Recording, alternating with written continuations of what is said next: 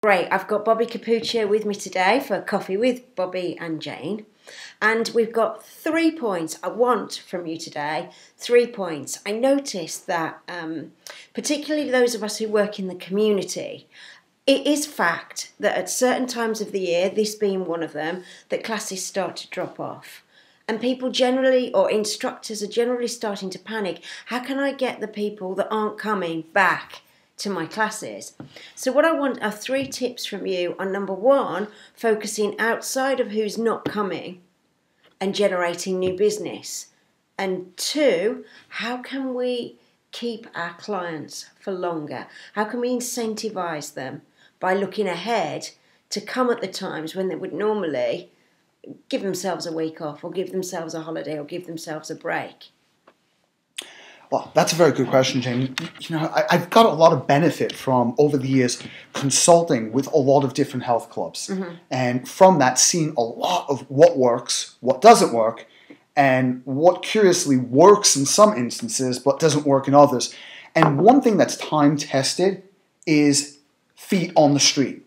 And regardless of being in the social media age, and Facebook is I've seen people book events. I mean, this is one person in Colorado that has booked a room of thousands of participants. I spoke at this event, 3,000 people in a group exercise class. Can you imagine that? So social media is a powerful, powerful tool, but so is taking a look at who do you serve and who are your customers in the periphery. See, a lot of times we're very myopic and we think that our only customers are the people who take our classes or the people who are in our sessions. But other businesses in different but complementary industries in your community could be your very best friend. So ask yourself, who can benefit from what it is that you offer who are your not so obvious customers? I used to call this a no socks program for not so obvious customers. Think about a tanning salon, for example. Yeah. Who goes to a tanning salon? Well, someone who's likely going to get skin cancer.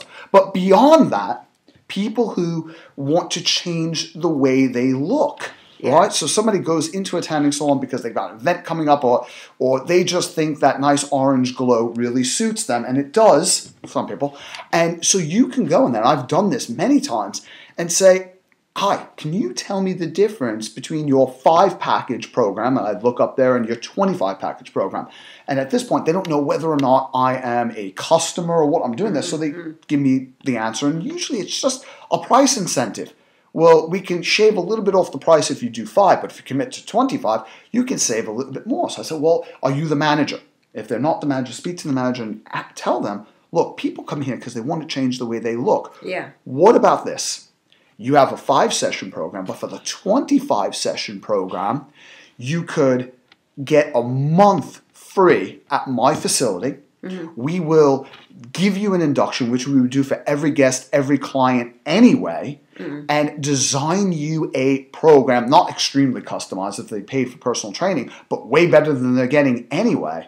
And we will drive your 25-session package like that. Now think about it from the owner's perspective. I want people to invest in 25 sessions the same way you want people to be invested for a longer period of time in your classes, because that's guaranteed business. That person's much more likely now to even come back. So wow, not only do they get a price break, they get a monthly membership, they get to see a trainer, they get to have a program design. If they do not jump in the air for that offer, they're too stupid to work with anyway. Leave through the front door, extricate yourself as fast as possible. Now think if you did this in 5 tanning salons in your area, and every single month they brought you 5 people. And out of those 25 people, every single month, half of them didn't even pay attention to you. They said they wanted it, they signed up for it, but they didn't even show. And all you got was 20%, let's say 5 of them, to come in and try your classes. Well, that's worth it. The next question you can ask is, well, what about restaurants that have a healthy food menu? What about, I used to, and I know they're not popular anymore because of online services placed them, travel agencies was another one that I used to work with. Starbucks even. Starbucks are doing an incentive now for you to hold groups. You could even take a group into Starbucks and do a special promotion. Yeah, and I'll tell you who might be interested in doing this, because in New York City, I'm not going to say the name of the club, nor am I going to say the name of the organization they partnered with, but you could do this locally. Who sells supplements? Who sells health food? And they walked into this health club chain, this was brilliant, walked into a health club, a health food store, and said if somebody spends, now in the States it was dollars, $20 or more, we will give them a month free membership. Wow. Now, why would a shop do that? Because how many times are you at the till and you've got 17 quid worth of product? Could you imagine if 100 people a day did that and said, oh, you know what, for an extra 3 quid, and I probably could buy this chicken now anyway. I kind of wanted it, but put it back. Let me take it. That would be 300 pounds a day in extra revenue just on people vacillating on something. Well, I kind of need this, but kind of leave it behind and taking it. So these are ways to use your community. And the secondary benefit of it is not just that you're driving each other's business, but that partnership makes you front of mind. Yeah. So if everybody in your community is asked at a dinner party, let's say, do you know a great trainer, or do you know a great fitness center?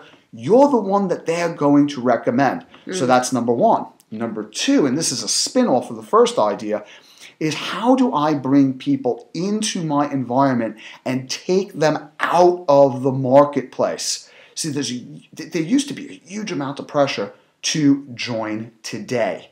Where you come in, you give it a try, and this is a trial, but not really, because after you try it out, we're going to sit you down in the office and we're going to beat you into submission. Yeah. No, let them come in for a full 30 days.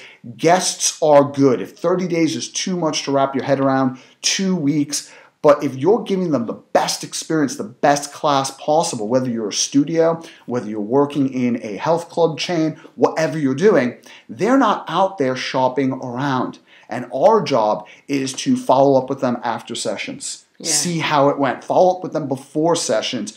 Get an idea of what their expectations are, what their fears are. And if for the next few weeks they can come in, and here's something that you can do, is charge them.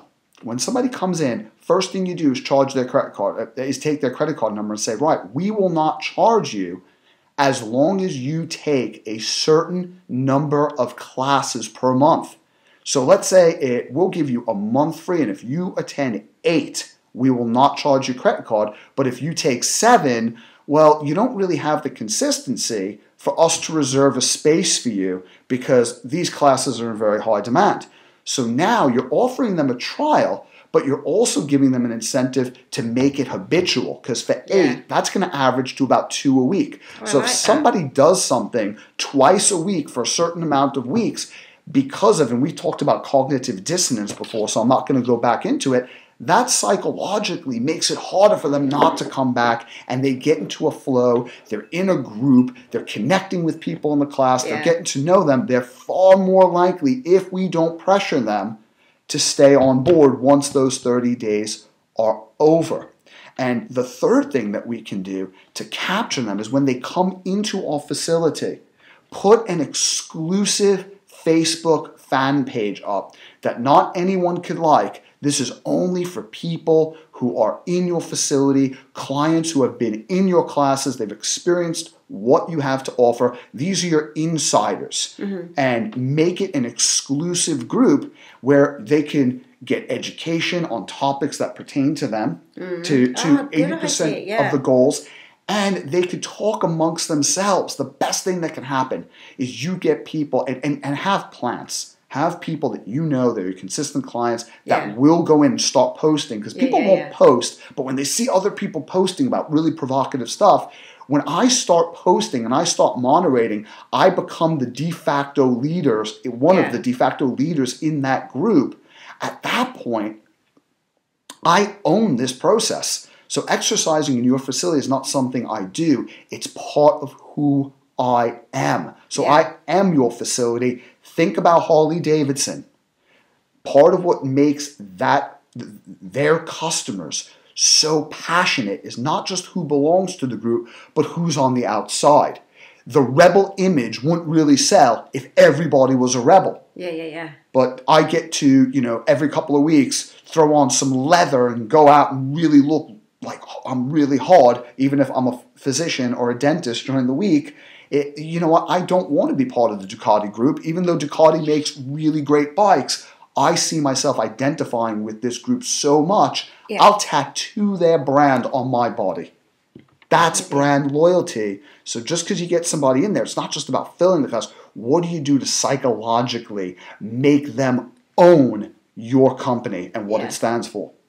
Yeah, so that's really good tools for us, actually, because whilst we get so hung up on the class and people coming to the class, we very rarely think outside of what we can do to incentivise them with other ways. So thank you for that. I love that. Brilliant. Thanks, Jane. See you next week. See you next week.